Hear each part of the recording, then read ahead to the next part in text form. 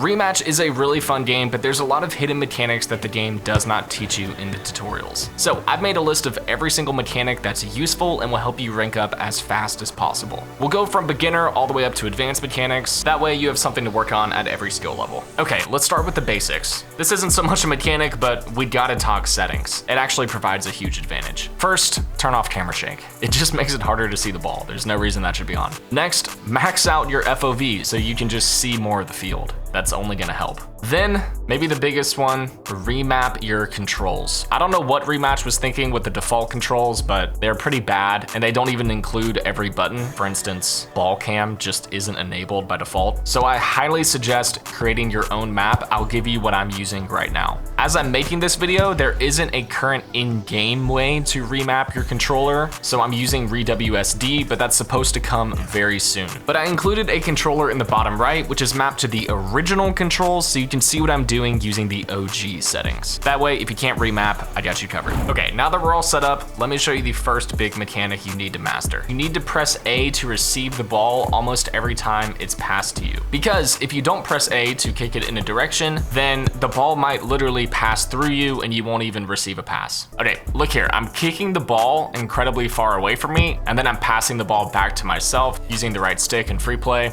If I don't press A, the ball just passes straight through my body, like I didn't receive it. So you always increase your chances a lot of receiving a pass if you press A at the right time so you can start to control the ball. Build a habit of pressing A almost every time the ball comes your direction. That way you're way more likely to start controlling the ball. Another mechanic they don't talk about a lot in the tutorials is extra effort. And here's how that works. With extra effort, the most obvious thing is it makes you run faster. So if you're running and then you start using extra effort, you will literally run faster and catch up to the ball faster. So that's obviously a good advantage. But another big thing is it gives you priority on 50-50s. If one of us is using extra effort, we're more likely to win possession of the ball. So that's pretty important. On top of that, it just adds power to your shots. I like to get in a habit of using extra effort before I score a goal. That way I've just got maximum power and the goalie's just less likely to block it. Later in this video, I've got some special mechanics and shots that use extra effort, but for the beginner section, I think it's best if we stop there and move on to the next part.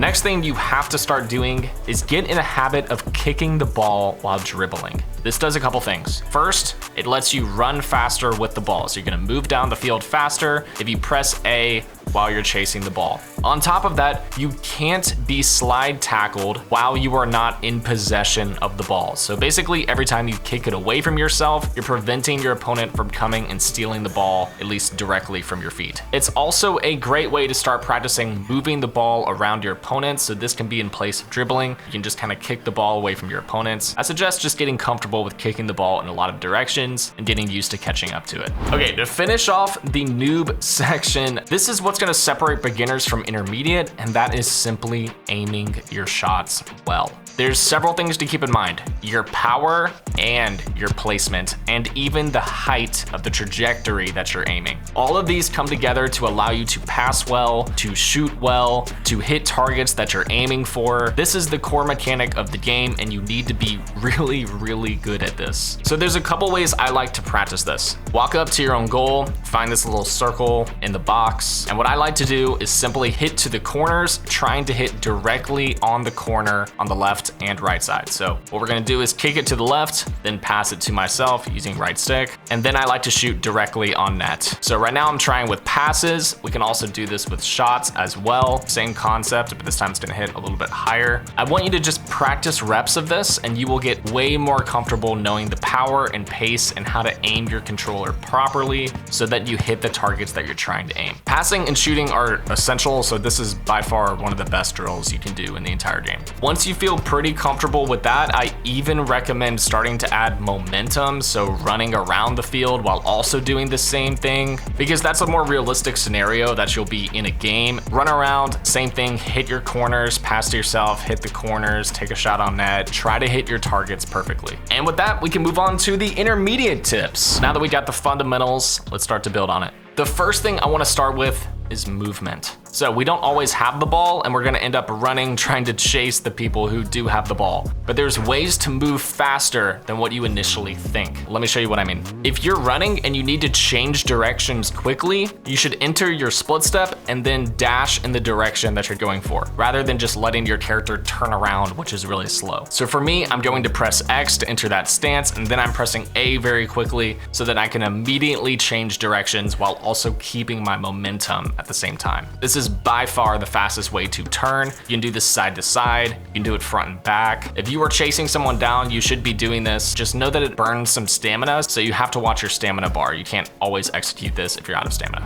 Another mechanic they just don't explain in the tutorials is dribble chaining. So when you're in the dribble stance and you press A for me, you'll be able to start moving the ball around while it's in your possession. You've got a lot of options here, but what the game doesn't tell you is that if you were to just spam A, you can only do 2 in a row. But if you focus on the timing that the ball touches your foot between each dribble, you can do it infinitely. This just takes a rhythm and some timing, so if you practice dribbling while not spamming the button, but pressing it at the right time, you'll be able to do as many of these movements in a row as you would like to. It's just something the game doesn't teach you, and I wanted to make sure that you knew it. The next thing that's not immediately obvious that you should know is how and when to use lob shots. For me, with my bindings, every time I hold the right bumper, I'll be using a lob version of the shot I'm trying to hit. So the most obvious use of this that you will probably see the most is a rainbow kick. So that's just simply for me pressing right bumper and then the A button, and then basically I'm passing to myself, but with a rainbow kick. That's really easy and is a great way to jump it over your opponents, but there's far more uses than that. You can lob pass. I like to also practice lob passes to the corners with that same drill we mentioned earlier. And a huge use case is lobbing off of the backboard or the sidewall to throw off your opponents and even the goalie. Instead of just shooting on net, I like to throw in lobs so that the goalie is forced to run out or have a tough read. That's a little bit more advanced, but I wanted to show you. And to finish off the intermediate section, we've got soft touches. Soft touches are another huge way to change your passes and shot with a little bit more detail. There's a couple different kinds that you should practice. For me, if I pass the ball while holding X and A, I'm going to soft pass the ball, which goes far less distance than the full pass, which I'm showing you right here. Soft touch versus full touch. So if your teammate is close to you, you don't want to hit him with a full pass, you want to hit him with a soft pass. Same thing, you can also soft lob. For me, when I press RB, LB, and A at the same time, I don't just hit a general lob, I hit a soft lob pass, which goes less distance. I like to use this sometimes when I need a bit more distance than a rainbow kick to myself, but I still want to jump it over my opponent. And along those same lines with soft passes, you can even use a soft pass to cut the ball around your opponents. Basically, those go a little bit farther than a regular cut. If you get in the habit of using soft touches, you'll find places that they become really useful. All right, moving on to advanced mechanics. These are the things I think the top players are gonna be using all the time. The first is what I'm just gonna call a 180-degree cut. It doesn't necessarily have to be 180 degrees, but this is where I think it's the best use case. I mentioned earlier that extra effort has some more uses than just power and just speed, and here's one of those uses. If you time it right, when you're heading towards the ball, you can use extra effort to cut the ball back behind you way faster than any other mechanic in the game. So if I need to change the ball's direction, I run at the ball, apply extra effort when I'm getting there, and then immediately flick my joystick backwards to hit the ball back the other direction. If you don't have extra effort, the other best option is to get to the ball. For me, press X and A to cut the ball back the other direction. This is pretty fast too, but you do lose a lot of your running momentum, whereas when you use extra effort to do a 180, you take off much faster. In terms of cutting the ball, extra effort is the fastest way to cut a ball a certain direction. I really believe that speed to the ball and moving around your opponents is what's going to separate the intermediate from top level players in the game. So I would be mastering how to use extra effort effectively. And that means now we can move on to something that's probably the most fun in the game. These are the unique power shots in the game. I don't really have a better way to describe these, but just know that they're sick looking shots that you can hit. They also have a lot of speed and power, meaning they'll probably get over a goalie. So here's how to hit a couple of my favorites. First up, if you hit a rainbow kick and then you use extra effort or dash towards the ball,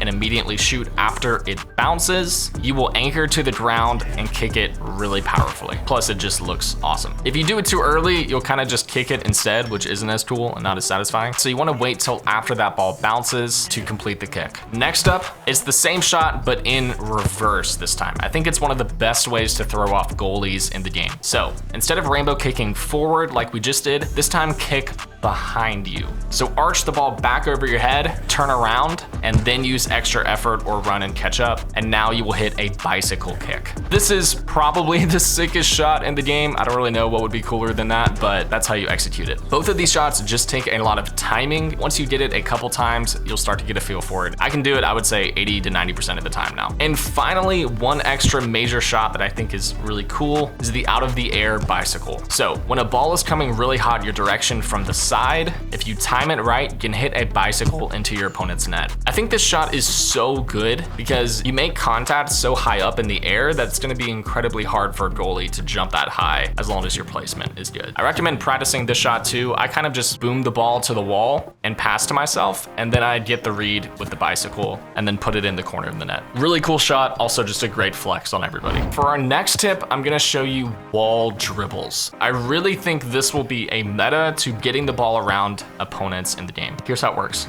Use the sidewall to simply pass to yourself. When an opponent comes your way, all you have to do is pass sideways to the wall with the right amount of power and trajectory, and then get the ball right back to yourself and continue carrying the ball forward. You can do this as many times as you need to. I like to spam it just for practice, but that probably won't be realistic. It's a pretty incredible mechanic and is a way to essentially pass to yourself and get it around somebody else. That's why I think charging along the sidewall is going to be a really effective way to get down the field. You can also do this with a lob pass. So exact same concept, but this time we lob it up into the air so that it's over our opponent's head, and then we get the read right after that. My favorite way to just overall drill it is I just carry it down the sidewalls, and then once I get to one of the goals, I set up a pass for myself off the back wall and finish the shot. And the final tip of this video is to practice chaining everything together. All of these drills and mechanics are super fun to practice by themselves, but I highly suggest you practice chaining each one together in different sequences and making yourself uncomfortable trying to use all these mechanics while you're running around the field with the ball. This will simulate an actual match that you're going to be in and is the best way to solidify everything into usable muscle memory. I like to just wander around the field, practice all the mechanics that I currently know, make sure I'm comfortable and I can easily switch up between the two. And for me, this is what's laying down the foundation to becoming one of the top players. If you want to join me on my journey, I have my Twitch down below. I'm probably live right now. If I'm not, you can just drop a follow. That means the world to me, and I'll see you in the next one.